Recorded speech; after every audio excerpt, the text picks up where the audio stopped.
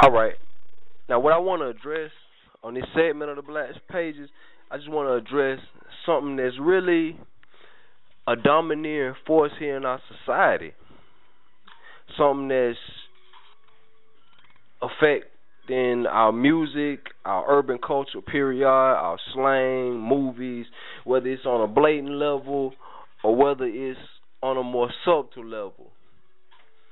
And that's the porn industry. You know, some cats grew up watching porn like they grew up watching Tom and Jerry. You know, I'm pretty sure most people in America could name at least 5 porn stars off the top of their head. All right. And one thing that I really want to address as it pertains to this is often what a woman is or should be is dictated by the opinion of what a man feels like a woman should be, which translates into over-sexualized women. Because men want a sexy woman, not saying that a woman can't be sexy, but that's just an aspect or attribute of a woman, not a woman in totality. So dressing overtly provocative or living for the purpose of sex is a side effect of this, which creates other ills. For one, it destroys the quality of our women, because that one attribute is over-exaggerated.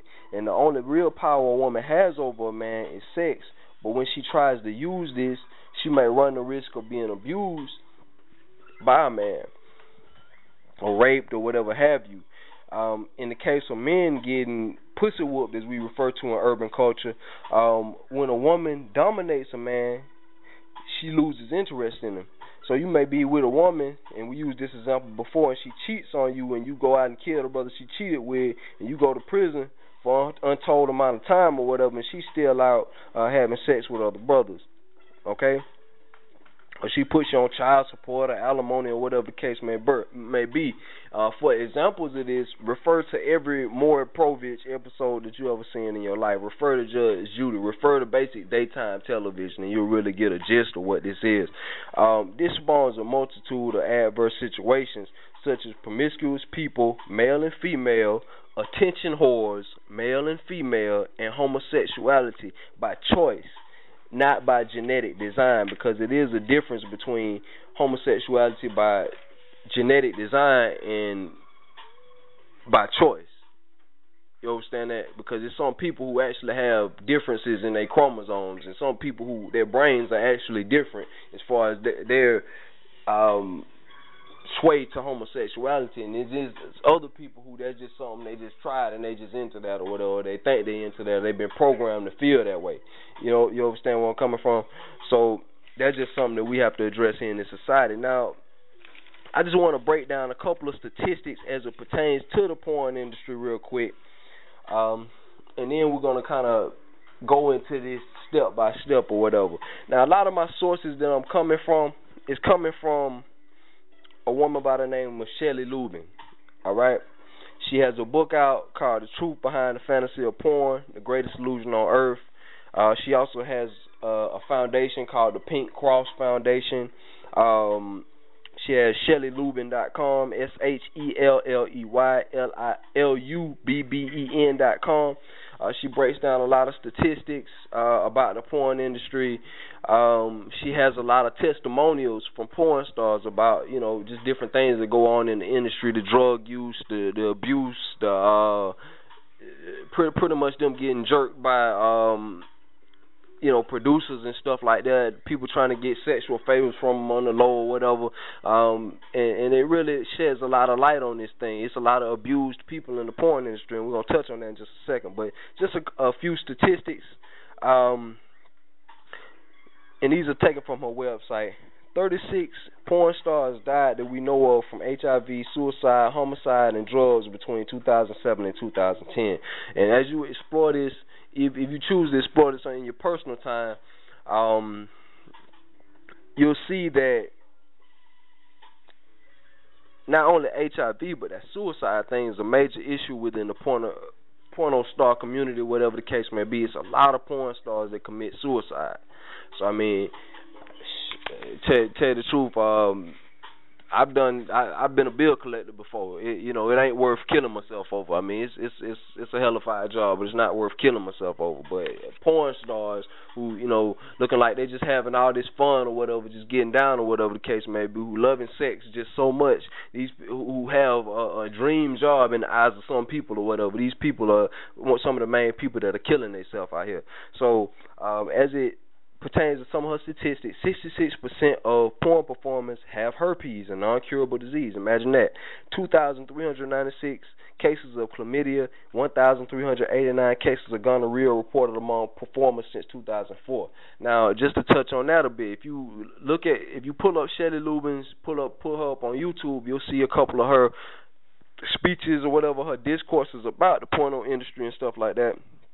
And she talks about how, a lot of these cats or whatever, they get syphilis or whatever, like a cat might fall and scrape his knee or something like that.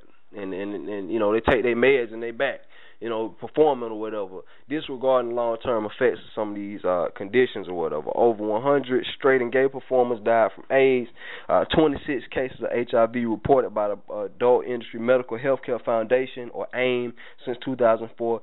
70% of sexually transmitted infections in the porn industry occur in females, according to the County of Los Angeles Public Health. And the reason a lot of these statistics are going to be centered around Los Angeles is because I think, I forget what county, I don't want to misquote it, what county it is, but it's in Van Nuys, I believe. California is like the porn capital, and most of your porn stars live in and around that area or whatever in Los Angeles. She talks about the relationship porn stars have with a lot of your drug dealers around there, because you think if a female has group sex with 25 dudes or 5 dudes, on Cialis or Viagra or something like that, just going hard or whatever, in a lot of cases, these people are drugged up out of their mind to even be able to tolerate the pain or whatever of that. So these people ain't superhuman or nothing like that, or you know what I'm saying. You might look at one of these guys on a flick or something like that, and you might be like, dang, cuz got to be on something or whatever the case may be. Yeah, they are on something, on a multitude of drugs or whatever. All right. Chlamydia and gonorrhea among performers is 10 times greater than that of Los Angeles County. And the people in Los Angeles County are 20 to 24 years old. So the largest group viewing online porn is ages between 12 and 17. More than 11 million teens regularly view porn online. There are 4.2 million pornographic websites, 420 million pornographic web pages, 68 million daily search engine requests. 50% of men and 20% of women in church regularly view porn. Of 1,351 pastors surveyed, 54% have viewed internet porn within the last year. Of all known child abuse domains, 48% are housed in the United States. At the 2003 meeting of the American Academy of Matrimonial Lawyers, a gathering of the nation's divorce lawyers, attendees revealed that 58% of their divorces were a result of a spouse looking at excessive amounts of pornography online. Child porn is one of the fastest growing businesses online, and the contents is becoming much worse. In 2008, Internet Watch Foundation found 1,536 individual child abuse domains. All right. Worldwide pornography revenue in 2006 was $97 billion.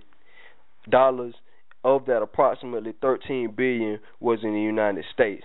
Okay, so that's just one aspect of this thing. That's just a few of the statistics. I mean, you can go on, like I say, you can go on Shelly Lubin's website, among other websites, because this whole anti-porn organizations or whatever, but you can go on her website and you can see the list of all the porn stars that died and see what they died of. Is very disheartening, and it kind of takes the glitz and glamour away from it, because in the back of your mind, once you see a lot of this data or whatever with your own eyes, not by my words, but with your own eyes, you really see that, when you're watching this stuff, you're really watching abused, diseased drug addicts have sex. So that's just, food for thought right there. And also, according to her statistics, 90% of all pornographic performers are child abuse survivors.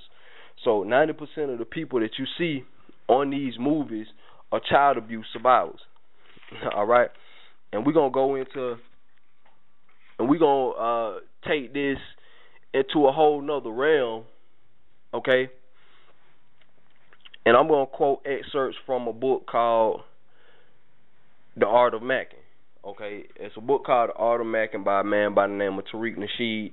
And by the way, he also has a movie out called, well, a documentary out called Hidden Colors. If anybody gets a chance to see it or whatever, it talks about Black history. So, you know, I mean, he has a Mac aspect or whatever to his presentation, but he also has a actual history aspect, and he speaks about some real stuff. You know, positive brother for the most part. But as far as his book, The Art of Macking, okay, let me see here. If you look at the way these middle school and high school girls dress and carry on in different cities across the country, you can see the ones that are potential whores. This has more to do with their upbringing than the intervention of a pimp. All right, a good pimp rarely, if ever, has sexual relations with his girls. The pimp is the only man that is not hounding a prostitute for sex. All right. He's basically, in this chapter of his book, he's breaking down the differences between a pimp, a player, and a Mac and all that.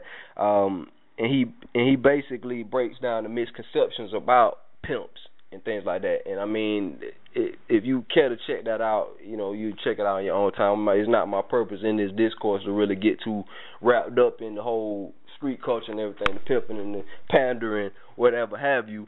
But I just wanted to kind of throw that in here so we get to see, when they say 90% of porn stars are actually abused, we get to see the mind state that they actually coming from. And he's breaking down the misconception that pimps force helpless girls into a life of prostitution. People, and I quote, people would like to think that all pimps prey on women, but in most cases, whores choose pimps. And just like I said, if you look at how the middle school girls or high school girls dress and carry on,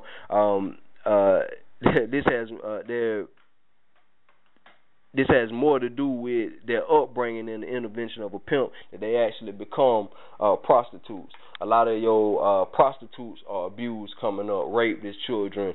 A lot of your strippers go through the same thing. So these are the same abused people that find their way into your porn industry.